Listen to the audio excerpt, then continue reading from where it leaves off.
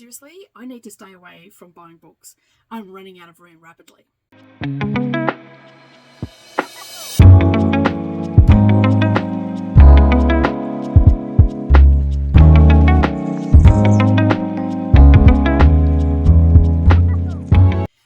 And welcome back to the channel. Thank you for taking some time out of your day and spending it with me while I show you what I got in a recent secondhand book haul. As I said in the intro, I need help. I really need to stop buying books. Am I going to do that?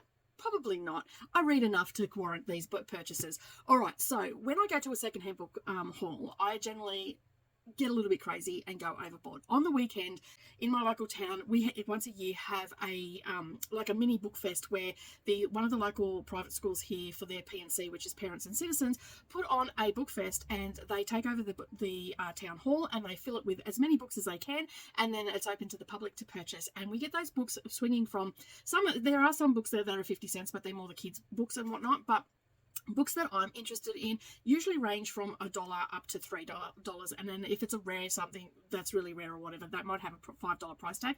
I generally don't gravitate towards those sort of books anyway, but I wasn't going to go this year because I have got a lot of books in the last couple of years from there, and I still have read, I've probably read about out of all the books that I've got, which I think I've got about 80 from this book fest over the last couple of years, I think I've read about 30 of those books.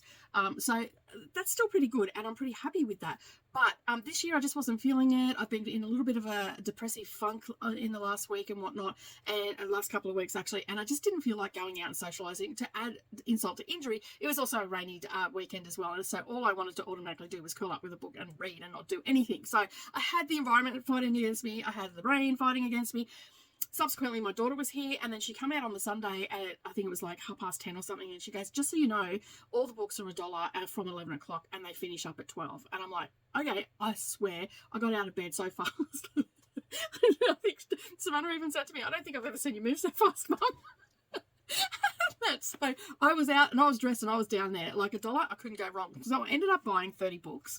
And for the most part, I look for things like classics that I'm looking for that I don't want to pay $30 for. I look for backlisted stuff that my husband has recommended to me.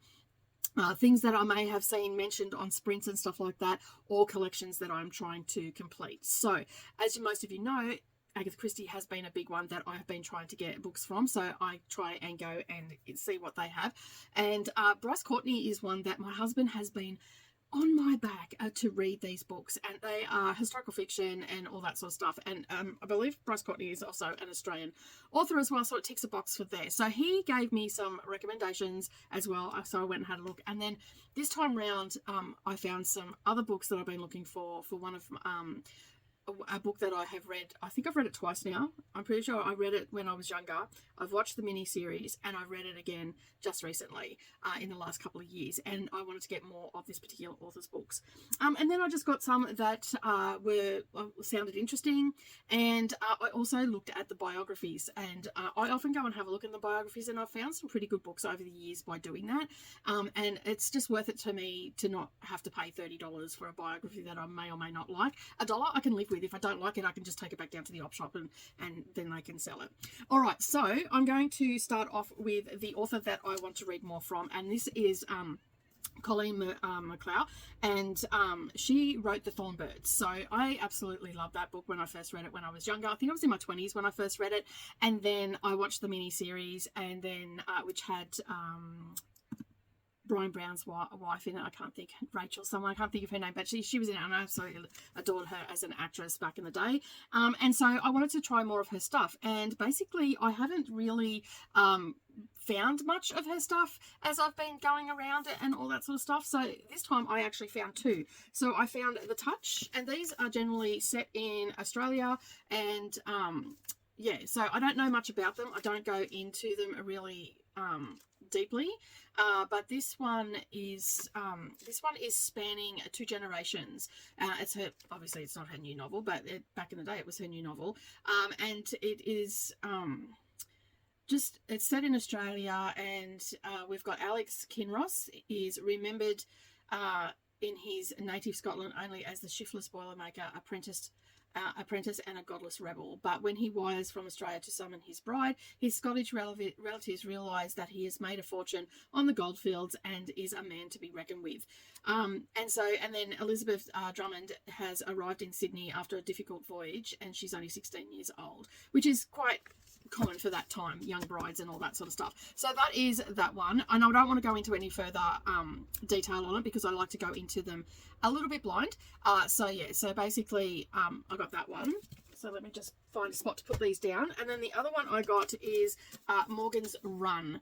Okay, and this one is for the first time since her hugely popular bestseller, The Thornbirds, captivated millions of readers. Colleen Liu returns to Australia with a breathtaking new historical saga. So obviously this was written just after, and this one is just looking at, it was one of the greatest human experiments ever undertaken to populate an unknown land with criminal and unloved and the unwanted of English society. Amid conditions of brutality parallel to those of slavery, the first fleet was sent to a place no European but the legendary Captain Cook had ever seen. Left to live or die on the hostile Australian continent, these convicts and their isolated guards occupy the centre of Colleen Liu's compelling new epic.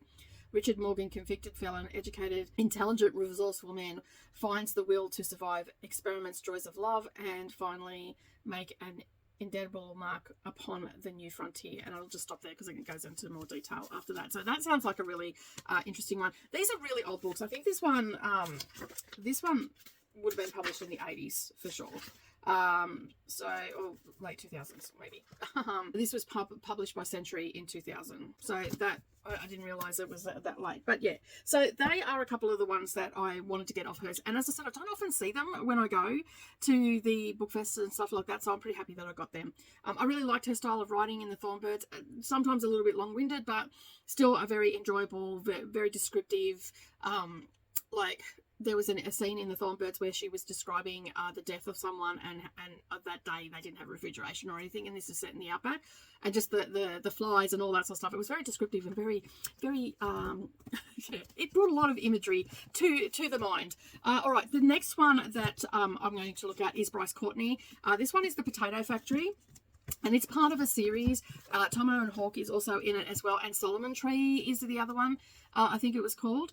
I couldn't find that, but I got the first two, so I'm pretty sure these are the first two. So I'm pretty happy about that. Solomon's Song, sorry, is the one that goes with the trilogy. So I'll keep an eye out for that. I might be able to find it. These are in really good condition. I'm not really going to go into the details of them, but this one was published in 1997, and this, as I said, it's following the story. It's set in Australia and it's following the story of a couple of characters. My husband basically said, you so need to read these because they are just really, really good. And it was quite funny because I rang him to make sure I was getting the right ones, and he goes, did you ever think when we got together that you'd be ringing me for book recommendations? I said, not on your life, because he wasn't a reader when I met him. From Bryce Courtney as well, I also got the this one was also there as well, so The Persimmon Tree. So I'm pretty happy to get stuck into these. Now, for those that don't know who Bryce Courtney is, he wrote The Power of One, which is his hugely popular book. And he's got the Australian trilogy. Is book one is Potato Factory, the second one is Tomo Hawk, and the other one is Solomon's Song, and that's what I don't have, but it'll take me a while to get through that. And this was his last one that was published just in his standalone series, so I'm pretty happy about that. I'm not going to go into detail because I'm probably going to be reading them sooner rather than later, and then you'll get to see them. So I have a collection of these little books on my that have these green covers and everything. They were the children's classic, but this one's a little bit older one. I got the Jane Eyre just recently, and they are from the I think they are the Great Writers Library, and so I seen this. It was $1. I thought I'd grab that to put into my classics. And while I was looking for classics, I also got The Piano, which I've seen the movie, but I've never read the book, so I would like to read the book. And of course, if you were around on Sprints the other week, we were talking about Les Mis and how chunky this was. Yeah, so we got this, and yeah, so I'm pretty happy that I got this, and I can read that at some stage. So they are the 3 classics that I've added onto. I think that oh no, there was one more. This one Savannah gave to me. It's in pretty poor condition, but we have not seen it around, and that's Joe's Boys by Louisa M. Alcott. And so she said you need to pop that onto the shelf as well. So a lot of time when we buy the classics, we're buying them together for both of our shelves. So we've got that. The other classics that I got, which is adding to my collection, which look how good a condition these are in, for how old they are, which is Agatha Christie. So I got another 6 to add to my collection. The one I got was Destination Unknown. I do have this, but it was in really bad condition, so I grabbed that one. 4.50 from Paddington. I didn't have that one. The one that I did get was in really, really bad condition, so I ended up throwing it out. Pages were just falling out. Excuse me, and all the rest of it. They Came to Baghdad. Hickory Dickory Dock, which was one that had all like watermarks and everything on it, so I got that one. It's in good condition. Postern of Fate. And Death in the Clouds. Check out that. Excuse me. So I've got them to add to the collection. And sometimes, like, if I know that I've got a little list that I've got real damaged ones, so I keep an eye out for them. And then I'll just replace them. I mean, yeah, I might have doubled up on them and all that sort of stuff, but yeah, it is what it is. All right, so the other one I got was A Secret History. I wanted to read that, and I wanted the black cover. I've got the orange cover up there, but I wanted the black cover to go with the rest of my books by Dark Academia. And I added to the collection Trains and Lovers, The Heart's Journey, Alexander McCall Smith. These are usually mysteries. This one is taking in Paris, Poussin in New England, and the best maintained railway siding in Australia. This is a story of 4 people, all strangers to one another, who meet on a train, and how love touched their lives in very different ways with characters, etc., etc. And it goes on. I don't want to read anymore, but it was a very cute little one. It's only a little short book. It'll go with the one that I've got. And yeah, so I've got that one. The other one I got is The Lincoln Lawyer. I would like to read this book. I've seen the show, and I would like to read the book. I got The Time Traveler's Wife as well. I've been wanting to get a copy of this. I have had so many people recommend this to me, and I have not yet read it, so I got that. Then we have Blacktown. This is set in Australia. Screen doors bang. The silence that follows is like a collective intake of breath between the split second of a guillotine falls and the thud, and when it thuds home. Unable to get a clear shot, he rips the bed away from the wall and screams. I scream as the first lick of the electrical cord stings my back. Imagine a gaggle of a little kid sitting down to dinner with their mother, and suddenly the world goes black. You can't see a thing, but you know that you must hide. Daddy's home. He turns off the lights and he's coming for you. I am just going to stop there because this sounds like a bit of a nightmare. As a boy, this was Shane Weaver's waking nightmare, and this is where the story begins in Blacktown, a raw and powerful memoir of how a boy not only lived through but overcome the life sentence such terrifying start. So yeah, so that is a memoir that I got. And I got several other ones as well, so I'm going to go through those. This one here, this is a true story, The Hiding Place. It looks like it's set in World War II. I'm not going to go into details of these because I am going to be starting to do a few of these books, and I'm going to leave them on my coffee table and just pick them up as I want to.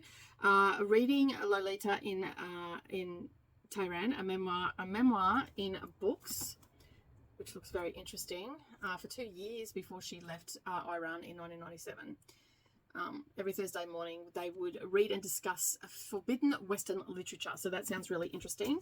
I have been wanting to get this book for so long. I mean, you'd have to have lived under a rock to not know who this person is, based on the true story of education activist and the youngest ever Nobel Prize winner. So I'd like to read that. Savannah was actually pretty impressed when I picked that up. I'm like, why wouldn't I? Messages from an Unknown Chinese Mother, Stories of Love and Loss. I think I actually have The Good Women of China, or I've seen it and I didn't pick it up. Maybe it's on Savannah's shelf, but I wanted to get that one as well. Then we have Dawn French, Dear Fatty. Now, I know that's going to be an hysterical read because this woman is so funny and I just love her. And then I also have China Through the Sliding Door, Reporting 3 Decades of Change. I think that'll be interesting. Some of it might be a little bit old, but I think it'll be interesting. And then True Crime and Punishment, Heist, Gripping Exposés of the World's Most Notorious Robbers, which Savannah was quite, yes, I'll have that when you finish reading it, Mother, is how she said that to me. So I'm pretty happy with all those. I will go into more detail and all the rest of it. I don't really go into much detail of the whole videos. I just sort of give you an idea. Of course, I've added to my Karen Slaughter collection. So this one is called Skin Privilege. So I'm pretty happy with that, to add to that for $1. This one here, I thought, I didn't know. I like the cover, but the title was actually quite interesting. The Margaret Thatcher School of Beauty by Marsha Meram. It's the best-selling author of Pomegranate Soup, and it just says, you know, clever, heartwarming, glorious, daring, delightful, quirky, wonderfully fleshed out characters. Few novels such as this have such charm and fusion. And I don't want to read it. I just love the title and I love the look of it. And yeah, I'm keen to read that and see what it's about. Sometimes I do that. I just buy random books. I've come across some really good ones. And speaking of random books, The Girl with the Cardboard Port. I love this cover. I love the simplicity. I am eye to eye with a cobra. Its hood is extended. Its head's gently rocking side to side, holding me fast in a hypnotic stare.